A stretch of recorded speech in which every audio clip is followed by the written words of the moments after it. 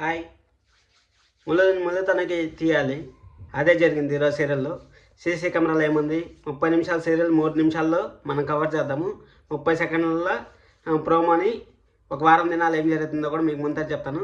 మన ఛానల్లో ఉన్న కొత్తగా చూస్తారు సబ్స్క్రైబ్ చేసుకోండి. ఇవంతా తెలుసుకోవాలంటే బెల్ ఐకాన్ ఆన్లో చేసి పెట్టుకోండి. ఈరోజు సీరియల్ మాత్రము యావరేజ్గా ఉంది, అంత హైగా ఉంది అని నేను చెప్పను. కానీ చూడొచ్చు, రేపేం జరుగుతుందో తెలుసుకోవాలనుకుంటే ఈరోజే సీరియల్ చూస్తే మీకు అర్థమవుతుంది. ఎందుకంటే నేను చెప్తా ఉన్నాను, యావరేజ్గా ఉంది. నేను నిన్న ఏం చెప్పానో అదే జరిగింది. కాబట్టి నిన్న మన రివ్యూ చూసింటే ఈరోజు మీరు సీరియల్ చూసినా చూడకపోయినా సరిపోతుంది. అదే జరిగింది యాక్చువల్గా. సరే అనేసి మొత్తం డీటెయిల్స్గా మాట్లాడుకుందాం.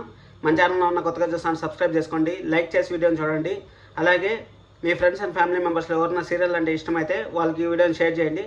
ఎందుకు షేర్ చేయమంటారా అంటే, వాళ్ళు చూసినారంటే రేపు సండే కదా, రేపు సండేకి వాళ్ళు మైండ్ ఫ్రీగా ఉంటారు. ఏం జరుగుతుందని ముందని చెప్తాను. కాబట్టి అసలు నేను ఆల్రెడీ నిన్నే చెప్పాను, నిన్న ఏమైతే చెప్పానో 100% 200% అదే జరిగింది. కావాలంటే మన రివ్యూని ఇది చూసేసి మళ్ళీ అక్కడ పోయి చూడండి, అప్పుడు మీకు ఒక అర్థమవుతుంది.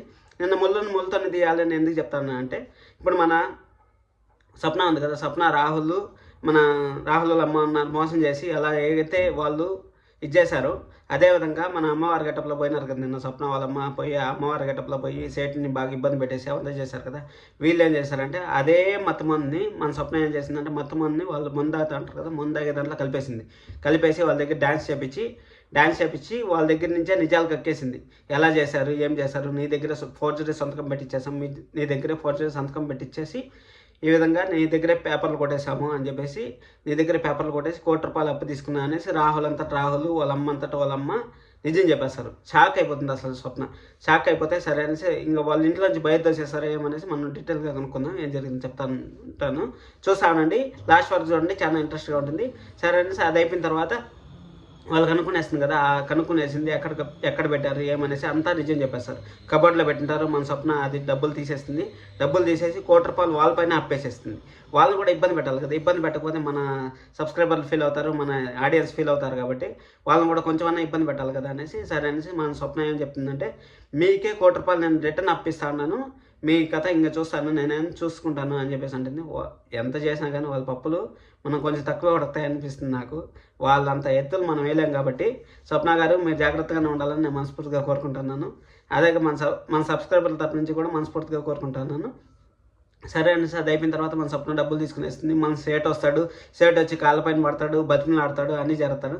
కానీ ఒక డౌట్, ఇప్పుడు సేట్ వచ్చినాడు కదా, సేట్ వచ్చి నిజం చెప్పినట్టు లేదా అనేసి తెలుసుకుందాం. ఇప్పుడు సేటు వచ్చినాడు కానీ నిజం చెప్పలేదు. ఇంటి దొంగలు ఎంతోమంది దొంగలు వస్తూ ఉంటారమ్మా, మా దగ్గర ఇలాగ పత్రాలు తెచ్చిస్తూ ఉంటారు, అందువల్లనే మేము పత్రాలు ఈ విధంగా తెచ్చిచ్చేకుంది మీ పైన వచ్చి చెప్పాను అనేసి మాట్లాడేసి సేటు పత్రాలు ఇచ్చేసి మన స్వప్నకి పత్రాలు ఇచ్చేసి వెళ్ళిపోతాడు. అప్పుడు ఇంట్లో వాళ్ళు కూడా ఎవరు ఇచ్చినారు ఏమనేసి గ్యాదర్ చేయాలనుకుంటే మన రాహుల్ కలెక్ట్ చేసుకుని సేటుని బయటికి తీసుకొచ్చి ఈ విధంగా 2 రోజుల్లో ఎందుకు ఈ విధంగా చేసినావు అనేసి అంటే, నువ్వు మా ఆహతల్ని పెళ్లి చేసుకున్నావు, నువ్వు అంత మంచి అమ్మాయిని పెళ్లి చేసుకుని నువ్వు ఇట్లాంటి పాటు పనులు చేస్తావు అనేసి సేట్ తిట్టేసి నాకు 2 రోజుల్లో నా డబ్బులు నాకు ఇచ్చేయండి అనేసి అంటారు. కానీ డబ్బులు లేదు కదా, మన స్వప్న ఆల్రెడీ తీసేసింది కదా. ఇంకా స్వప్న తీసేసింది, ఇంక వాళ్ళు ఆ 2 రోజులు ఇంకా స్వప్న కాళ్ళు పట్టుకొని ఇంకా ఇది చేసుకొని అదంతా ఏం జరిగింది తెలుసుకొని ఇంకా వాళ్ళు ఆ డబ్బులు తీర్చే వరకు వాళ్ళకి మనసు ఎంత ఉండదు. ఈ వారం అంతా వాళ్ళ కథ జరుగుతూ ఉంటుంది. ఇంక మన కళావతి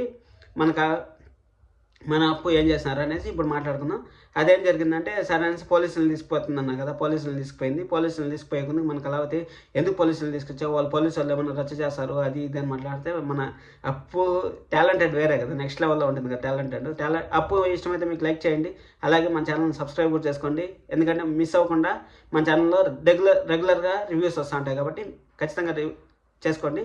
సరే అనేసి మళ్ళీ మనప్పుడు డమ్మీ పోలీసులు తీసుకొచ్చిందంటే, యాక్చువల్గా నేను చెప్పాను కదా పోలీసులు తీసుకొస్తారనేసి, మీరు ముందు రివ్యూ చేసినా కానీ తెలుస్తుంది. సరే అనేసి మన పోలీసులు తీసుకొచ్చిన తర్వాత వాడు ఇంట్లోకి పోయేసి వాడు ఆల్రెడీ ఎన్నో ఫ్రాడ్లు చేసినట్టుంటాడు. ఎందుకంటే జీతాలు తీసుకున్నాకే వాడు 2 నెలల జీతాలు అడగద్దండి, 500 ఒకటి చేయాలంటే 500, మీరు జాయిన్ చేసాక వచ్చారా 2 చేయాలంటే 1000 అంటే నిజం చెప్పాలంటే అంత 10 అంటాడు. 10 అనేకుంది మన కళావతి ఆల్రెడీ 10 అనేకుందికి ఆడికి స్టాప్ చేసేసుకుంది. మన కళావతి రఫ్ ఆడిస్తుంది. అబ్బా ఈరోజు కళావతి ఏం జరిగిందో చెప్పకపోతే నువ్వు ఎన్ని అబద్ధాలు చేసావు అనేసి మన అప్పు అడగడం, వాళ్ళు పోలీసు వాళ్ళు వెనకాల నుంచి బ్యాక్గ్రౌండ్లో కామెడీ చేయడం అన్నీ బాగుంటాయి. ఈ సీరియల్ కొంచెం కన్వర్జేషన్ బాగుంది. సరే అనేసి ఆడేం జరిగిందంటే, మనవాడు కనుక్కుంటారా అనేసి అంటే, ఈ విధంగా మే 18వ తేదీ వాళ్ళ పెళ్లి రోజు కదా, మన కళావతి రాజు పెళ్లి రోజు కదా. ఆ రోజు పెళ్లి రోజు ఏం జరిగిందంటే, ఈ విధంగా నేను వచ్చే కొందుకు లేట్ అయింది. అప్పుడు ఒక అమ్మాయి అక్కడ రాజసార్తో మాట్లాడుతూ నేను చూశాను. ఆఫీస్లో ఏమో జరిగిందనేసి నేను అక్కడి నుంచి బ్లాక్మెయిల్ చేయడం మొదలుపెట్టాను అనేసి చెప్తాడు. అందుకోసమే 10 లక్షలు తీసుకున్నాను అనేసి చెప్తాడు. ఆ బ్లాక్మెయిల్ ఆడికి ఆగిపోయిందా లేదా అనేసి తెలుస్తుంది. ఆఫీస్లో ఏం జరిగిందనేసి మన వాళ్ళు అప్పు కళావతి ఆఫీస్కి వెళ్తా ఉంటారు. ఆఫీస్కి వెళ్ళి సీసీ కెమెరాలో ఏం చూసారంటే వాళ్ళ నాన్న మన రాజు కలిసి ఉండేది చూశారు. వాళ్ళ నాన్న రాజు కలిసి ఉండేది చూశారు. వాళ్ళ నాన్న రాజుని పంపించేది చూశారు. నెక్స్ట్ వీక్ అంతా అదే జరుగుతూ ఉంటుంది. 2 రోజుల టైంలో రాజుని ఇంట్లోంచి పంపించాలి కదా. పంపించాలంటే ఇప్పుడు ఈ సీరియల్లో రాజుని మన ఇంట్లో నిలపాలంటే ఖచ్చితంగా కళావతి వల్ల ఒకదాని వల్ల అవ్వదు. అప్పుడు కళావతి వల్ల ఒకదాని వల్ల అవుతుందంటే మన అప్పు సాయం తీసుకుంటుంది. అప్పు వచ్చి కళ్యాణ్ కూడా దీంట్లో ఎంటర్ అవుతాడు. కళ్యాణ్ ఎంటర్ అయ్యి ఆఫీస్లో ఏం జరుగుతుంది, ఎవరు ఆ అజ్ఞాత వ్యక్తి, ఏమి బిడ్డ తల్లి ఎవరు అనేసి అంతా గ్యాదర్ చేసి ఈ నెక్స్ట్ వీక్ అంతా అలా జరుగుతుంది. ఇంకో 15 days 20 daysలో బిడ్డ కథ అయిపోతుంది. బిడ్డ కథ అయిపోయిన తర్వాత మళ్ళీ ఆఫీస్ మొదటికి వస్తుంది. మొదటికి వచ్చే లోపల మనకి వీళ్ళు ఏదో ఒకటి పెంట చేసింటారు కదా మన రాహుల్ ఎవరో ఒకరు, అది ఎలా సాల్వ్ చేస్తారు ఏమనేసి నెక్స్ట్ జరుగుతూ ఉంటుంది. మన ఛానల్లో జెన్యున్ రివ్యూసే వస్తూ ఉంటాయి. అందరిలాగా నేను సీరియల్ జరుగుతూ ఉంటే బ్యాక్గ్రౌండ్లో ఫోటోలు వేసేసి ఈ విధంగా చేసేదంతా మనకు తెలియదు. ఎందుకంటే ఆ విధంగా చేయడం చాలా తప్పు. అసలు మన మనసులో ఏముందో చెప్తే జనాలకి అప్పుడు అర్థమవుతుంది. కాబట్టి నేను ఈ విధంగా ట్రై చేస్తున్నాను. మన ఛానల్ కొత్త ఛానల్ అయినా కానీ ఇంతలా సపోర్ట్ చేస్తున్నాను ప్రతి ఒక్కరికి thank you so much. Signing off.